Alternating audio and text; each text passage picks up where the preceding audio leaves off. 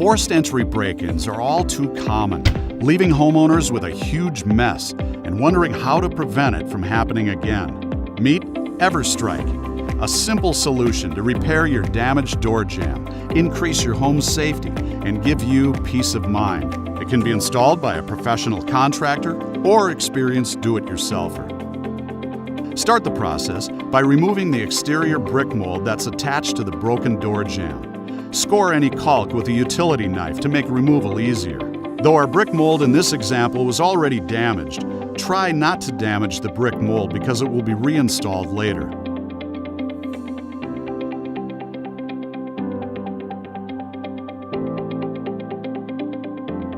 Next, remove any nails and other debris from where the brick mold was installed. Then, remove the weather strip from the broken jamb and header and set it aside.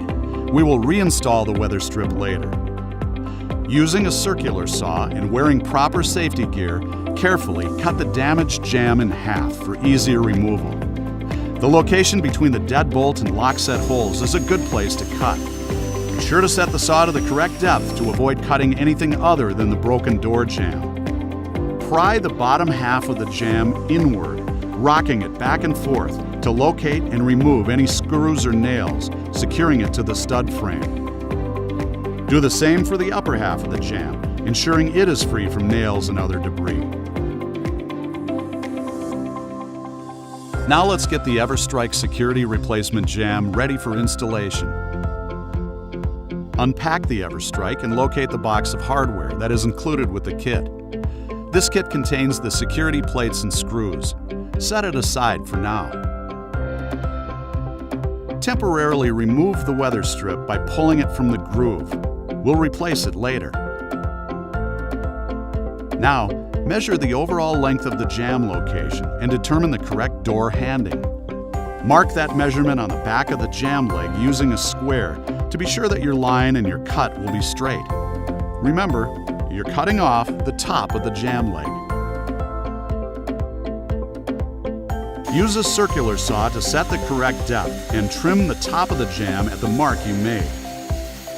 Using measurements obtained from the old door jamb, mark the exact locations for the deadbolt and lock set holes on the back of the new jamb. Make sure to double check everything to ensure that your existing deadbolt and lock sets will line up perfectly. Drilling the holes using a 1-inch spade bit or paddle bit will get the job done.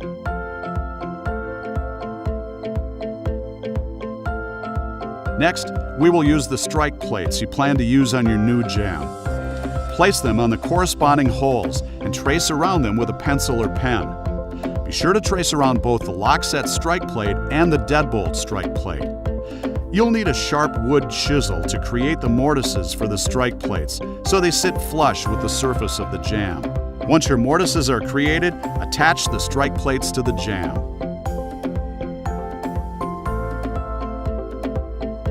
Now it's time to install the Security Strike hardware.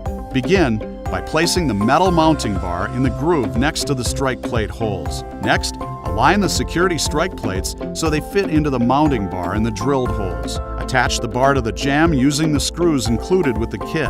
Every hole in the bar will need a screw. Once the Everstrike hardware is in place, it's time to install the new jamb. Slide the jamb leg into place so that it is flush with the front of the header and the sill plate at the bottom. Tap wood shims between the jamb and framing where necessary so that it sits flush and plumb. Drill pilot holes behind where the weather strip will be reinstalled, and then install screws into the pilot holes through the jamb and into the stud framing. Now install the weather strip into your jamb and the header. Score the shims with a utility knife and remove the exposed excess by tapping them with a hammer.